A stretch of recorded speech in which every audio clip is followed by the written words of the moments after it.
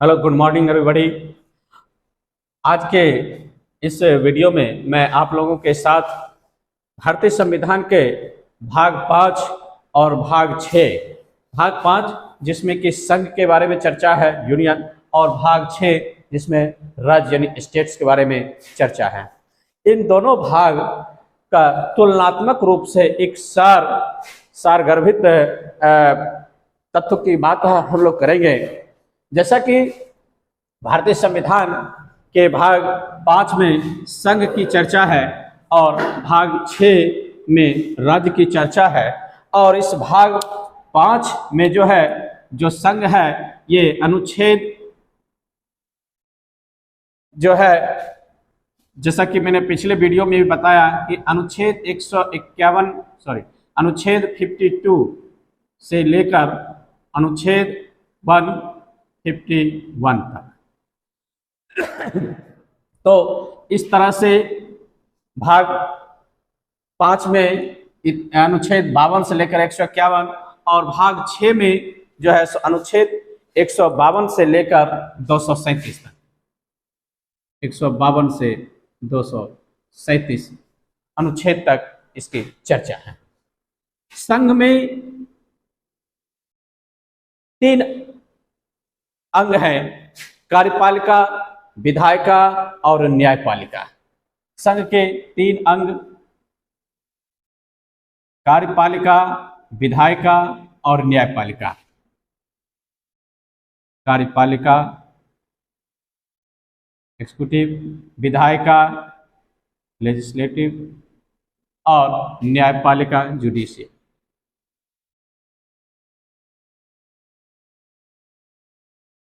कार्यपालिका एग्जीक्यूटिव, विधायिका legislative and न्यायपालिका जुडिशियल संघ में। उसी तरह से तुलनात्मक रूप से आज हम इस वीडियो में राज्य की भी बात कर लूंगा कि राज्य के भी 3 अंग होते हैं: एक कार्यपालिका, राज्य के कार्यपालिका, राज्य की विधायिका और राज्य की न्यायपालिका। राज्य की न्यायपालिका एग्जीक्यूटिव, लेजिस्लेटिव एंड जुडिशरी। उसी तरह से स्टेट्स में भी executive of state, legislative of state and judiciary of states. कार्यपालिका संघ में जो कार्य करने की सर्वोच्च संस्था है वो कार्यपालिका है, और ये कार्यपालिका में सर्व प्रमुख जो होते हैं भारतीय संविधान के अनुसार वह राष्ट्रपति। संघ में संवैधानिक रूप से कार्यपालिका का प्रमुख राष्ट्रपति होते हैं, और राष्ट्रपति भारतीय संविधान के अनुच्छेद 52 में स्पष्ट रूप से लिखा गया है कि भारत गणराज्य का एक राष्ट्रपति होगा जो संवैधानिक प्रमुख है। जिस तरह से राज्य के कार्यपालिका में राष्ट्रपति सर्वप्रमुख होता है संवैधानिक रूप से, उसी तरह से जिस तरह से संघ के कार्यपालिका में राष्ट्रपति होते हैं प्रमुख, उसी तरह से राज्य के कार्यपालिका में संवैधानिक प्रमुख के रूप में राज्यपाल होता है। राज्यपाल। आज के इस वीडियो में मैं दोनों का, संघ और राज्य का तुलनात्मक रूप से विश्लेषण कर रहे हैं। और जिस तरह से राज्य में कार्यपालिका प्रमुख राज्यपाल हो गया, उसी तरह से संघ में जो कार्यपालिका प्रमुख होता है वो राष्ट्रपति होता है। राष्ट्रपति की चर्चा अनुच्छेद 52 यानी आर्टिकल 52 में बताया गया है। तो और राज्य में यहां से यहां तक राज्यपाल, ये संघ का प्रमुख हो गया, ये राज्य का प्रमुख हो गया। तो इसमें से 101 अनुच्छेद सरप्लस कर देते हैं, तो अनुच्छेद 153 आर्टिकल नंबर 153 में राज्यपाल की चर्चा है कि राज्य में एक संवैधानिक प्रमुख होगा जो राज्यपाल कहलाएगा, और राष्ट्रपति यह एक निर्वाचित पद है, यानी कि जनता के द्वारा अप्रत्यक्ष रूप से निर्वाचित किया जाता है राष्ट्रपति को। लेकिन राज्यपाल निर्वाचित नहीं होता है, बल्कि राज्यपाल भारत के राष्ट्रपति के द्वारा मनोनीत होते हैं। और राष्ट्रपति जो मनोनीत करते हैं राज्यपाल को, वह अपने एक मंत्रिपरिषद, यानी कि संघ में जो मंत्रिपरिषद होते हैं, संघीय मंत्रिपरिषद जो राष्ट्रपति के कार्य संचालन में सहायता प्रदान करते हैं, मंत्रिपरिषद के सलाह पर राष्ट्रपति राज्यपाल को मनोनीत करता है। इसको मनोनीत, राज्यपाल मनोनीत किया जाता है राष्ट्रपति के द्वारा। तो यहां हम लोग देख रहे थे कि राष्ट्रपति जो संवैधानिक रूप से अनुच्छेद 52 के तहत संवैधानिक रूप से संघ के कार्यपालिका का प्रमुख होता है संवैधानिक रूप से, उसी तरह से राज्य में कार्यपालिका संवैधानिक रूप से प्रमुख राज्यपाल होता है, जो अनुच्छेद 153 में है। यानी 52 से 101 अनुच्छेद ऐड कर लीजिएगा तो आपको 153 में राज्यपाल पद की चर्चा है। ये निर्वाचित होते हैं कि जनता के द्वारा, और ये मनोनीत होते हैं राष्ट्रपति के द्वारा, यानी ये इलेक्टेड और ये नॉमिनेटेड। ठीक, उसी तरह से राष्ट्रपति की सहायता प्रदान करने के लिए संघीय मंत्रिपरिषद होता है, council of minister. Council of minister जो होता है यूनियन में, वो राष्ट्रपति के कार्यों में सहायता प्रदान करने के लिए मंत्रियों का एक समूह है, और इसकी चर्चा भारतीय संविधान के अनुच्छेद 74 में है। तो अकॉर्डिंग टू आर्टिकल नंबर 74, अनुच्छेद 74 के तहत जो है सो संघीय मंत्रिपरिषद की चर्चा है, जिसका जो गठन राष्ट्रपति करता है प्रधानमंत्री के सिफारिश पर। चूंकि इस मंत्रिपरिषद में मंत्रियों का समूह है, और इस मंत्रियों के समूह में का जो नेता होता है वो प्रधानमंत्री कहलाता है, तो प्रधानमंत्री के सिफारिश पर ही संघ में मंत्रिपरिषद के मंत्रियों को पद की शपथ राष्ट्रपति दिलाता है। तो संघ में मंत्रिपरिषद हो गया राष्ट्रपति के कार्य संचालन में सहायता देने के लिए। उसी तरह से राज्य में भी राज्यपाल के कार्यों में सहायता प्रदान करने के लिए राज्य मंत्रिपरिषद होता है। राज्य मंत्रिपरिषद यानी काउंसिल ऑफ मिनिस्टर स्टेट, ये मंत्रिपरिषद होता है, और ये 74 है। तो इसमें भी राज्य में आ जाइए, यानी यूनियन से स्टेट्स में आ जाइए, तो इसमें भी इसका संघ में जिस तरह से 74 अनुच्छेद संख्या 74 में मंत्रिपरिषद है, उसी तरह से राज्य में जो मंत्रिपरिषद है उसकी चर्चा अनुच्छेद 163 में मंत्रिपरिषद की चर्चा। और इस मंत्रिपरिषद में राज्य के मंत्रियों को शपथ राज्यपाल दिलाते हैं मुख्यमंत्री के सिफारिश पर। ये मंत्रिपरिषद का प्रमुख यहाँ मुख्यमंत्री कहलाता है, और ये इस मंत्रिपरिषद का प्रमुख प्रधानमंत्री कहलाता है। प्रधानमंत्री जो अनुच्छेद 75 के तहत जो है सो राष्ट्रपति उन्हें पद की शपथ दिलाता, प्रधानमंत्री पद की शपथ दिलाता है, और ये 164 के तहत प्रधानमंत्री पद की शपथ दिलाता है। आगे तो इस तरह से तुलनात्मक रूप से दोनों को देख लेते हैं। विधायिका की बात है, विधायिका जहां विधान बनता है, कानून बनता है, वैसा सदन जहां कानून बनता है, विधायिका विधान जहां बनता है उसे विधायिका कहते हैं। और भारतीय संविधान में विधायिका यानी कानून बनने वाला जो सदन होता है उसको संसद कहा गया। संसद, पार्लियामेंट, पार्लियामेंट से ही कानून का निर्माण होता है, बता रहा हूं। और ये संसद की चर्चा भारतीय संविधान में अनुच्छेद 79 में है। आर्टिकल 79 में संघ में कानून बनाने वाले जो संस्था है उसको संसद कहते हैं। और भारतीय संसद जो है द्विसदनात्मक संसद है, यानी 2 सदन है, जिसमें एक लोकसभा और दूसरा राज्यसभा, लोकसभा और राज्यसभा है। Lok Sabha upper house, lower house, और राज्यसभा अपर हाउस। राज्यसभा की चर्चा भारतीय संविधान में अनुच्छेद 80 के तहत है और लोकसभा की चर्चा अनुच्छेद 81 के तहत है। तो इस तरह से 79 में संघ में कानून बनाने वाले संसद है, जो भारतीय संविधान का अनुच्छेद 79 में 79 में चर्चा है, और उसी समय 2 सदनीय सदन जो है संसद, उसमें राज्यसभा की चर्चा 79 के बाद 80 के बाद 81 ये लोकसभा है।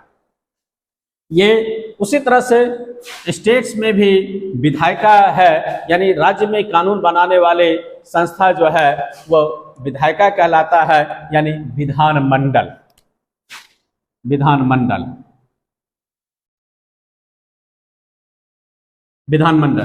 जिस तरह से संसद की चर्चा 79 में है, उसी तरह से राज्य के विधानमंडल की चर्चा आर्टिकल 168 में है। यानी ये 79 में 89 ऐड कर दीजिए। 79 जो संसद है संघ में, उसमें 89 ऐड कर दीजिए, तो आपका अनुच्छेद 168 आ जाएगा। और 168 में राज्य के विधानमंडल की चर्चा है। राज्यों में जिस तरह से संघ में द्विसदनीय भारत का संसद है, शासन प्रणाली द्विसदनीय शासन प्रणाली है, राज्य में भी द्विसदनीय है। इस बात का स्पष्ट रूप से संविधान में चर्चा है, लेकिन यह अनिवार्य नहीं है और यह उस राज्य के विधानसभा के ऊपर निर्भर करता है कि द्विसदनीय रहे या फिर एक सदनीय रहे। द्विसदनीय एक विधान परिषद, दूसरा विधानसभा। जिस तरह से यहाँ ये निम्न सदन होता है, ये उच्च सदन होता है, उसी तरह से यहाँ राज्य में ये निम्न सदन होता है और ये उच्च सदन होता है। तो अब ये इस बात के संविधान में स्पष्ट रूप से चर्चा है कि जरूरी नहीं है कि हर एक राज्य में द्विसदनीय विधानमंडल हो, बल्कि उस राज्य के विधानसभा के द्वारा यह स्पष्ट कर देना पड़ता है कि उस राज्य में विधान परिषद का गठन किया जाए या फिर नहीं किया जाए।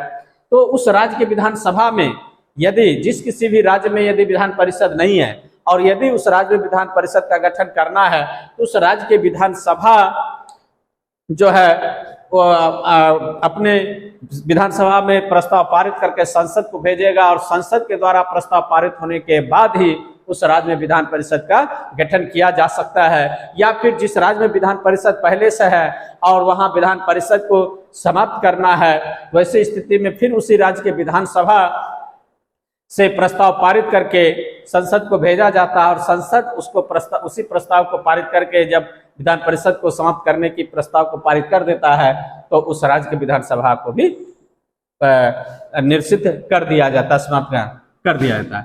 तो इस तरह से ये 168वें राज्य में विधानमंडल की चर्चा है और ये अनुच्छेद 169 और अनुच्छेद 170।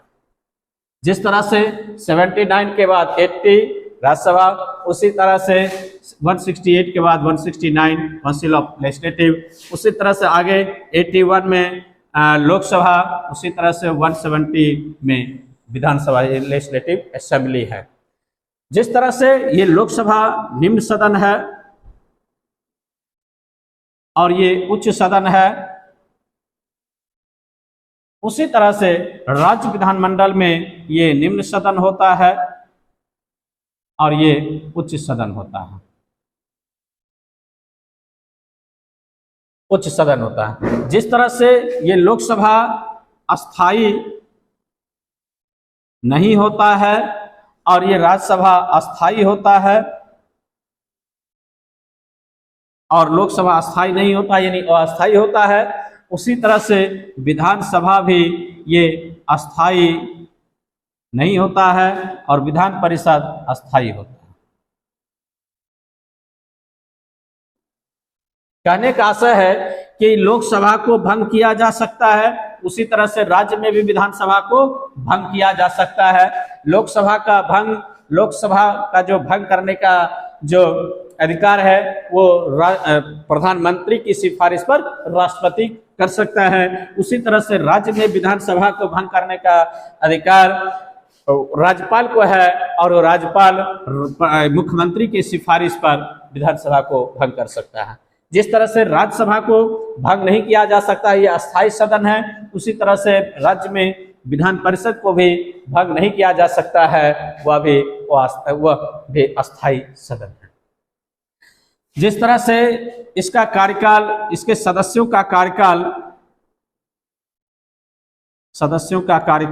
लोकसभा के सदस्यों का कार्यकाल 5 वर्ष होता है, उसी तरह से विधानसभा के सदस्यों का कार्यकाल भी 5 वर्ष का होता है। जिस तरह से राज्यसभा के सदस्यों का कार्यकाल 6 वर्ष का होता है, तो उसी तरह से विधान परिषद के सदस्यों का कार्यकाल भी 6 वर्ष का होता है। तुलनात्मक रूप से हम एक दूसरे का अध्ययन कर लेंगे, विश्लेषण कर लेंगे, तो पॉलिटी का भाग 5 और भाग 6 बहुत इजी फॉर्म में आप लोग लंबे समय तक अपने साथ रख सकते हैं। खासकर फैक्चुअल के मामले, कॉन्सेप्ट बेहतरीन मैं दे रहा हूं। ठीक, तो ये 5 साल का, ये 6 साल का, उसी तरह से यहाँ भी 5 साल का, यहाँ भी 6 साल का। इसका कार्यकाल जैसे कि बताया कि एक बार लोकसभा का चुनाव हो जाने पर अधिकतम 5 साल, उससे पहले भी लोकसभा को भंग किया जा सकता है। उसी तरह से विधानसभा का भी कार्यकाल एक बार चुनाव होने पर 5 साल या उससे पहले भी भंग किया जा सकता है। सेम जिस तरह से लोकसभा में बहुमत प्राप्त दल का नेता प्रधानमंत्री चुने जाते हैं, उसी तरह से विधानसभा में भी बहुमत प्राप्त दल के नेता को मुख्यमंत्री चुना जाता है। जिस तरह से लोकसभा में ही केवल धन विधेयक प्रस्तुत किया जाता है, राज्यसभा में पहले धन विधेयक नहीं प्रस्तुत किया जाता है, उसी तरह से विधानसभा में भी राज्य के संबंध में धन विधेयक केवल विधानसभा में ही प्रस्तुत किया जाएगा, ना कि विधान परिषद में प्रस्तुत किया जाएगा। लोकसभा में यदि धन विधेयक प्रस्ताव पारित हो गया तो राज्यसभा उसे अधिकतम 14 दिन तक रोक सकता है, और यदि उस पर कुछ विशेष संशोधन नहीं किया या प्रस्ताव पारित नहीं किया तो 14 दिन के बाद राज्यसभा से वो ऑलरेडी पारित समझा जाएगा।